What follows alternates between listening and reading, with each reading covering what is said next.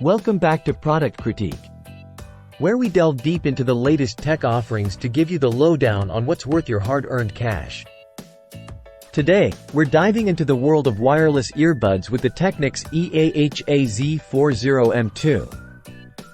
Let's see if these buds have what it takes to stand out in a crowded market. First impressions count, and the AZ40M2 certainly make a statement with their sleek design. They come in a variety of finishes, but the rose gold model we have here exudes an air of elegance. The build quality feels solid, and the earbuds fit comfortably in the ear without any hassle. But what about the features? Well, Technics hasn't skimped in this department. The touch-sensitive surfaces on the earbuds allow for easy customization of functions. And the inclusion of 3-device multi-point connectivity is a welcome addition at this price point. Plus, support for the LDAC Bluetooth codec ensures high-quality audio transmission.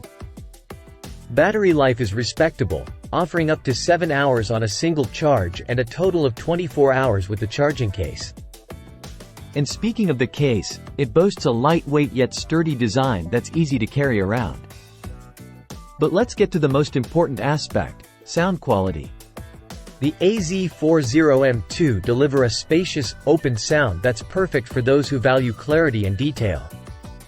They excel with genres like classical and acoustic, where every instrument gets its own space to shine. However, when it comes to genres that demand a bit more punch, like rock or hip-hop, the AZ40M2 fall a bit short. The bass feels somewhat lacking in depth and body, which may disappoint some listeners.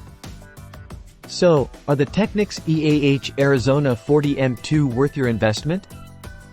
If you prioritize a clean, unobtrusive sound and a plethora of features, then these earbuds certainly make a compelling case for themselves.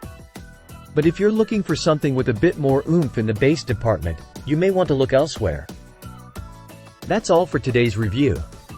If you found this video helpful, don't forget to hit that like button and subscribe for more unbiased tech reviews.